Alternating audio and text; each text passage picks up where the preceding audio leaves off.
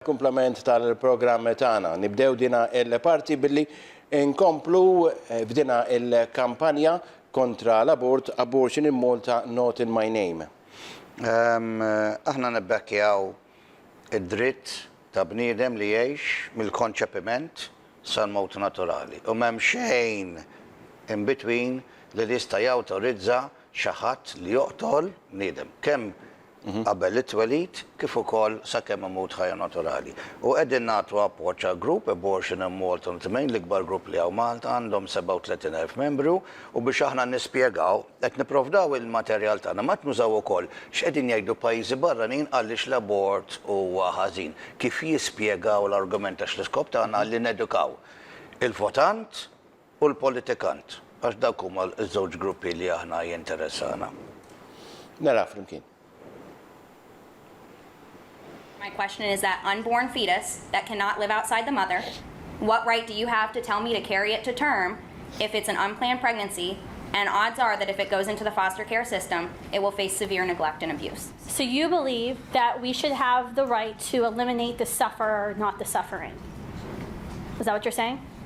That's not what I'm saying at all, and that's not what my question is. You just said that if you knew for 100% certainty that the child you're birthing is going to have a lifetime of suffering, that it would be better for the child for you to kill and the life of the child than for the child to suffer. So instead of attempting to solve the suffering of the child, you've just eliminated the potential sufferer, right? My question was, how do we end that suffering to make bringing a child that is unwanted into this world justifiable? Well, I think there's a lot of things. We solve those problems. We absolutely, I mean, as pro-lifers and as Americans, we care about the children in foster care. We care about children who are being neglected, who are living on the streets with their parents. These are things that we as Americans strive to fix, right? That we give to charitable organizations, that we're involved in organizations in our community, in churches in our community to solve these problems. So I actually don't believe anyone in this room, regardless of whether or not you're pro-life or you're pro-choice, thinks that children should be suffering in foster care or children should live through hunger or homelessness. But what you're advocating for is you're trying to justify legal abortion by saying some people are going to suffer, therefore we're going to play God and we're going to eliminate the sufferer. I think that's absolutely wrong. One, because people come out of adversity. People do suffer, and we will all suffer in our life. But I think it's wrong for you to say, you will suffer, therefore I'm going to kill you. So bringing back to my question, how do you propose we solve those problems for the children that are suffering? So do you want to go through today all the world's problems and all the United States problems and try to solve? Because this is a common thing we hear in the pro-life movement.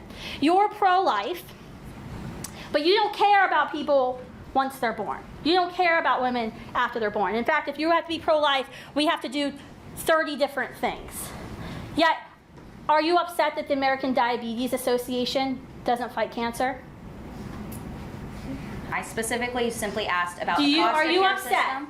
that the American Diabetes Association doesn't fight cancer? No, Why? because they are the Diabetes Foundation. Exactly. I am the anti-abortion. Next question. That's the next question, because you just answered my. You answered it asked for a yourself. proposed solution to our issues in foster care and But child see, homelessness. okay, we can have a debate. I can do a whole lecture about foster care. We can do a whole lecture on homelessness. These are great problems that we face in our nation, right? These are dilemmas that we face, and there's different policy prescriptions for how to solve those things. But my organization, my mission is very limited.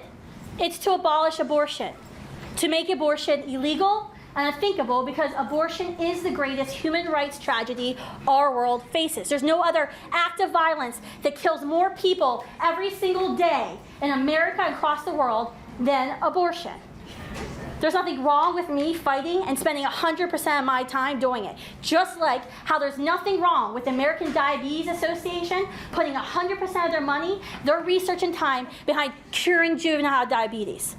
No one ever accuses the Diabetes Association or the American Cancer Association of not trying to cure every life-ending disease. Because we all understand in order to be effective, In order to achieve our goal, you have to remain laser focused on your goal. It's very basic business principles, right? It's very basic. But yet, what we hear often from those who disagree with us on abortion is what's the pro-life movement doing on all of these things? That we have to solve all the societal ills. We have to address all of them in order to be heard. And the reality is you don't really care what I do.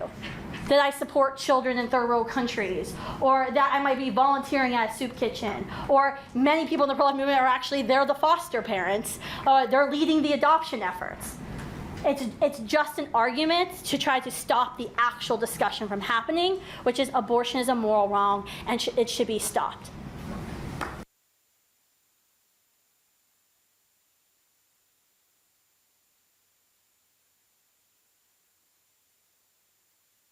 U dal-argument qegħdin naraw ġew.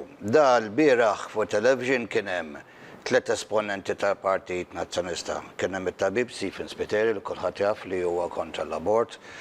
U rajtu vera skomdu. U bqajt impressjonat. Kien hemm sinjur ieħor li m'għandux il-pjaċir tal-konoxxenza tiegħu, batnilu messaġġ biex niltaqgħu miegħu biex nitkellmu.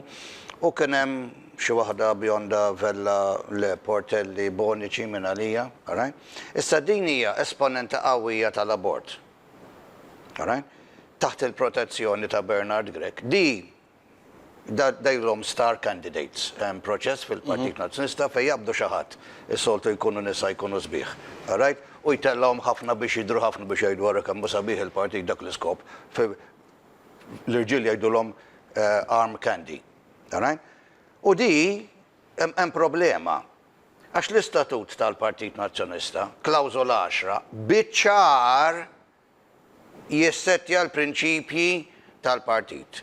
U klawżola 10 tajt li l-partit jemmen li jipproteġi l-ħajja mill-konċerpiment sal-mowt naturali. Bħalma fil-fatt ngħidu aħna.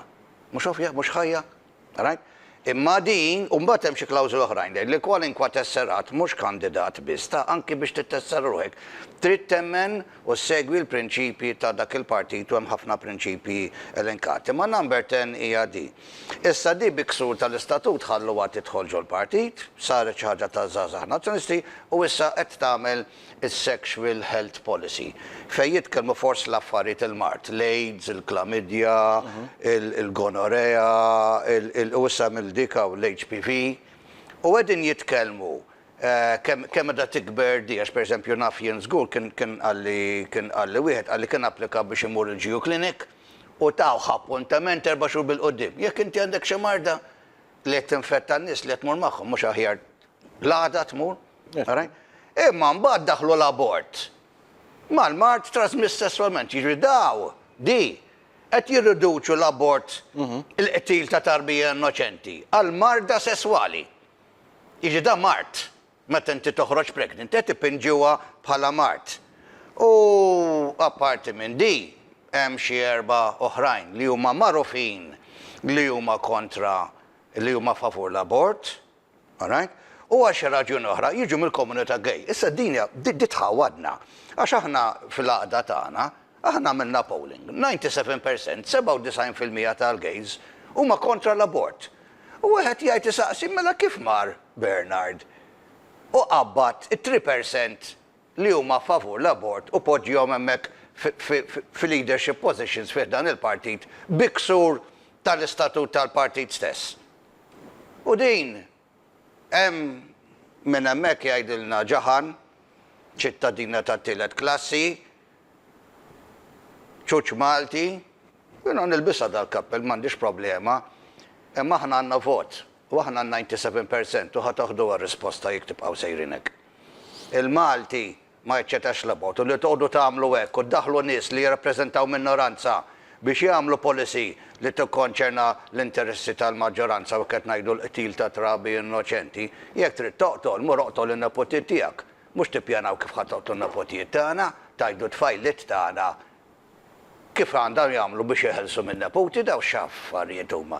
Meta l-istatut mod speċifiku jipprojbixxiha di u da ħajkun hemm problemi legali, inti ma tistax tkun parti minn għada fejn għandkom ir-regolamenti ta' ma tistax tagħmel u x'tista' tagħmel u tinjorhom dar regoli għax imbagħad l-azzjoni tiegħek jiġu ultrafires hux. U meta jkollok statutu tmur ultra vires, imbagħad ikun hemm konsekwenzi mhux morali biss li n-nies qegħdin jindunaw u qegħdin jaraw, ma anke konsekwenzi legali.